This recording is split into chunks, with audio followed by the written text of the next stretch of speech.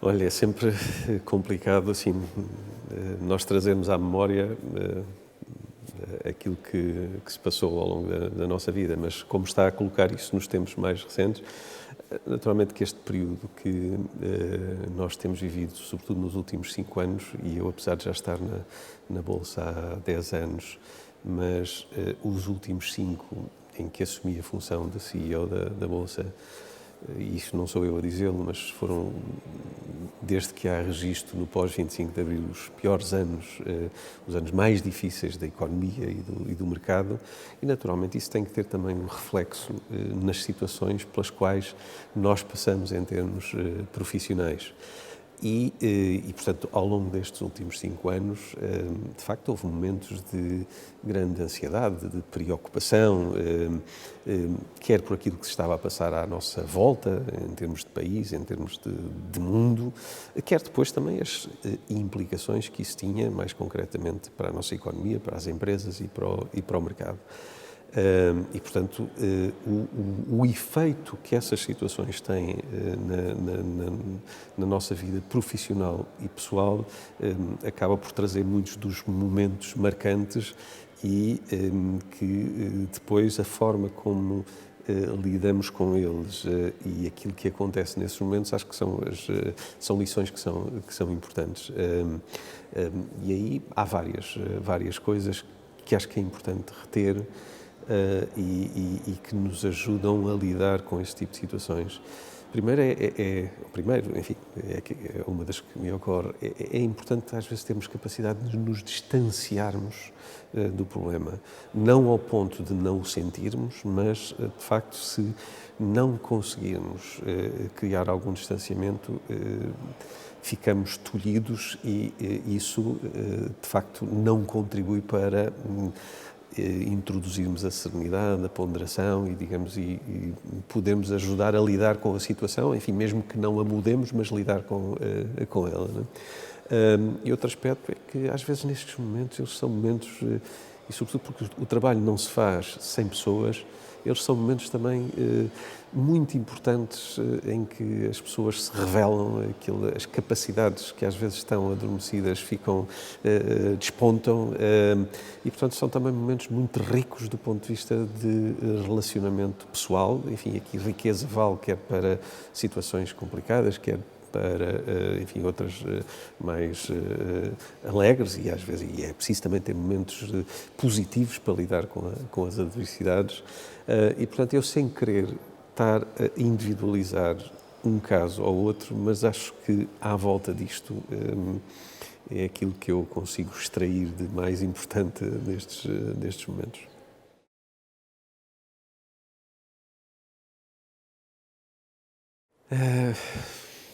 Olha, eu gosto de ter uma perspectiva positiva perante as coisas e não é um positivo que seja desligado da realidade complexa e difícil, mas é uma perspectiva positiva porque é com essa perspectiva positiva que nós conseguimos também mobilizar energia e vontade para lidar com os problemas. E aquilo que eu genuinamente sinto, e ao longo da minha experiência pessoal, profissional, não tenho nenhum elemento que me permita contrariar esta percepção, é de que não há razão nenhuma para que o tipo de problemas com que nós estamos confrontados não tenham soluções quando existe vontade e ação depois de materializar essa vontade. Eu já disse várias vezes e voltando à primeira pergunta, nós nos momentos complicados que existimos, eu recordo-me uma das vezes, deve ter sido um dos piores dias no mercado em Portugal, eu estava no Porto e utilizei isto depois numa conferência, se não foi no dia a seguir, foi poucos dias depois. Cheguei ao hotel, enfim, o mundo parecia que estava a desabar naquele dia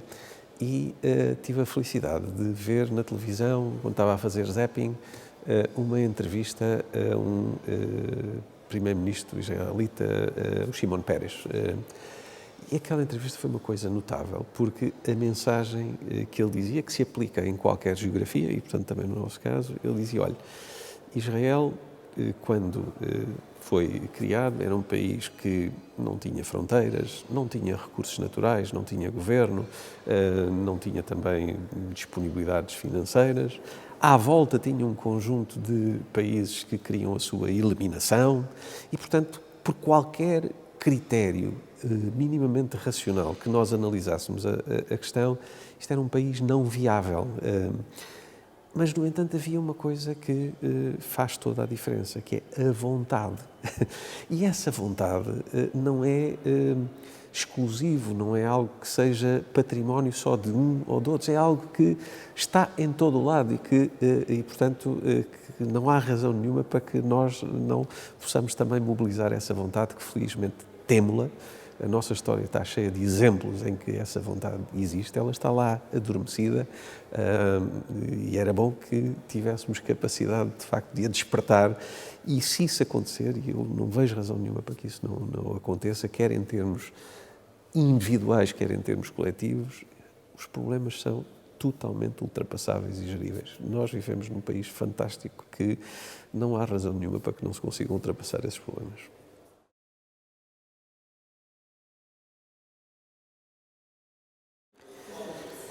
Eu acho que nós devemos ver os mercados evoluem e, portanto, aquilo que eu acredito é que não há razão nenhuma para que, da mesma forma, quando nós olhamos hoje para a situação de Portugal, por muito que em determinadas áreas se identifiquem pontos negativos, mas acho que é inquestionável aquilo que foi a evolução numa série de áreas quando comparamos o que temos hoje com aquilo que existia há 20 ou 30 ou 50 anos atrás. E, portanto, esse caminho é um caminho que não é só passível de ser seguido por nós, é passível de ser seguido por aqueles que hoje são países mais jovens e, enfim, se calhar com mais dificuldades, com mais perturbações, conturbações, mas o caminho há de ser feito. E, desse ponto de vista, também ao nível daquilo que é um pilar essencial desse caminho, que é a atividade financeira, porque hoje o desenvolvimento económico enfim, faz-se com recursos de trabalho, energia, investigação, mas há uma dimensão financeira que é importante e, portanto, que tem que também acompanhar e suportar e reforçar essas outras áreas. Portanto, olhando a partir do meu ponto de observação, eu acredito, e não há razões nenhumas para que os países da lusofonia não possam também seguir o seu caminho e nessa matéria tenho procurado, no âmbito da minha atividade, dar um contributo, enfim, dentro daquilo que são naturalmente as limitações que temos nessa matéria, mas não há razão nenhuma para que Portugal, e aqui não é a Bolsa, é Portugal, olhando para o conjunto das entidades que operam em Portugal, que tem uma experiência riquíssima, que é uma experiência que é muito útil para ajudar esses países, assim se queira aproveitar isso, porque nós também passamos por uma situação em que o mercado foi fechado, tivemos que recuperar o mercado, utilizá-lo para privatizar, para tornar as empresas mais internacionais e, portanto, há aqui uma experiência que, com certeza, que é útil e acho que Portugal, e quando eu falo de Portugal, falo do ecossistema, daquilo que é o conhecimento que existe em Portugal, tem uma capacidade de relacionamento com essas realidades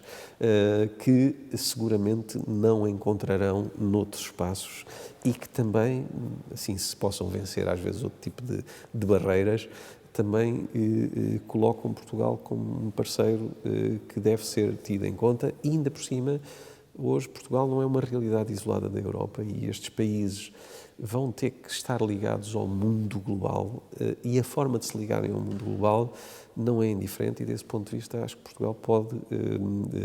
fazê-lo não de uma ótica de trazer para si, absorver, digamos, aquilo que é o desenvolvimento desses países, mas ajudar-nos a crescer em conjunto. E, portanto, eu acho que não há razão nenhuma para que isso não aconteça.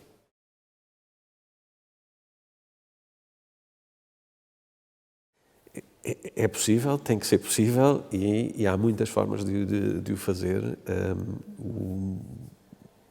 A atividade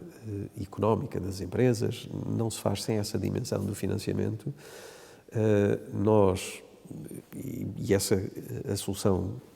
desse desafio tem várias componentes. É reconhecido que uma das debilidades que existe em Portugal é que o nosso tecido económico está muito dependente de capital alheio, e esse capital alheio não é,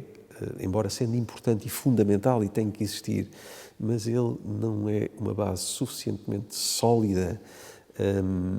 para que as empresas, a partir de Portugal, possam ter a ambição que devem ter e aproveitar todas as oportunidades que têm. Portanto, a questão do financiamento tem que ser resolvida na perspectiva de capitalização das empresas, seja por capital próprio, seja por capital permanente, que não sendo próprio, sendo alheio, mas que esteja mais tempo na empresa. E aí também não há razões nenhumas para que, se forem tomadas as medidas certas, que esse espaço não se abra. É claro que não vai ser de um dia para o outro que vamos ter aqui uma alteração estrutural, mas aquilo que eu tenho dito várias vezes é que quando se vem dizer que isto é uma questão cultural, eu acredito que possa haver aqui elementos culturais. Agora, esses elementos culturais, se os estímulos forem os certos, eles com certeza que serão relativizados e as empresas aproveitarão e recorrerão ao mercado para lidarem com as suas necessidades. E acho que Portugal precisa de fazer essa alteração e encarar isso como um desafio estratégico. Nós não temos capacidade de produzir a poupança que precisamos. As empresas hoje têm que ter escala. O elemento escala é um elemento crucial da competitividade das empresas. Não está em causa nós deixarmos de ter empresas. Isso nunca vai acontecer, onde sempre existir empresas. Agora, está em causa, isso sim, o tipo de empresas que nós queremos ter e a capacidade que as empresas que nós temos em Portugal podem ter de contratar quadros, de remunerar bem as pessoas, de pagar impostos cá, de atraírem talento. E é nesse domínio que está o principal desafio de nós conseguirmos levar a que, de facto, haja maior apetência por as empresas se capitalizarem. Só empresas que possam aceder a fontes de capital, elas podem expandir-se internacionalmente, mas expandir-se a partir de Portugal. O mercado de capitais tem essa particularidade que eu acho que tem que ser percebida, e espero que em tempo útil, que é de toda a conveniência que as empresas, se têm que crescer, se devem crescer, precisam de aceder a capital, e o mercado de capitais permite aceder a investidores financeiros. E esses investidores financeiros,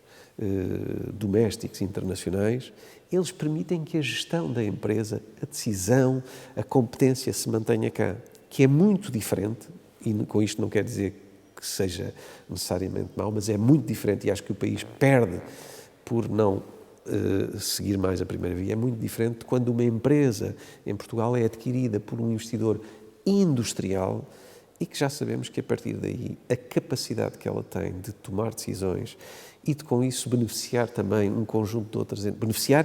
digamos, com racionalidade económica, um conjunto de outros serviços de outras entidades de Portugal, isso reduz drasticamente. E, portanto, eu espero que se tomem as medidas certas para que esse caminho se possa seguir.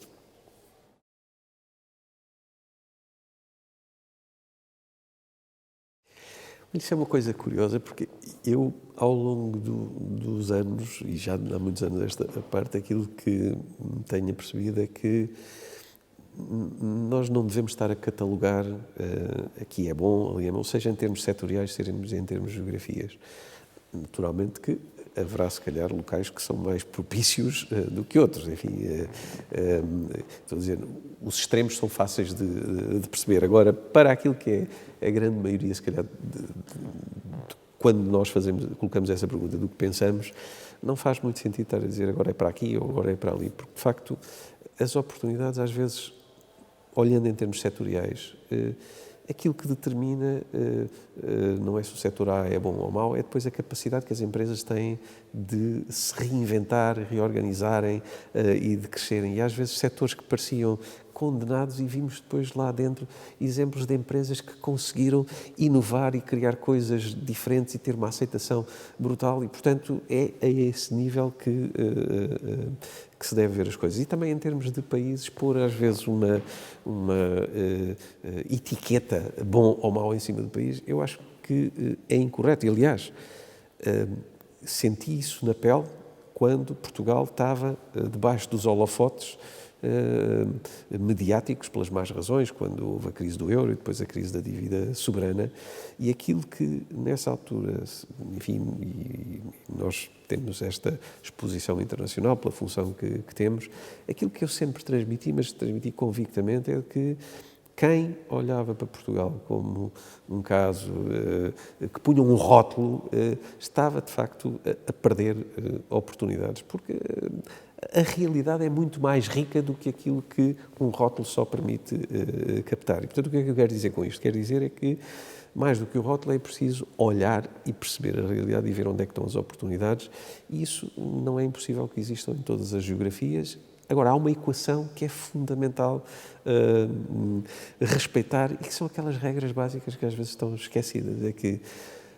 o retorno deve ser adequado ao risco que se corre. E, portanto, se um determinado país, uma geografia, um setor, se tem um risco mais elevado, isso não o torna necessariamente mau.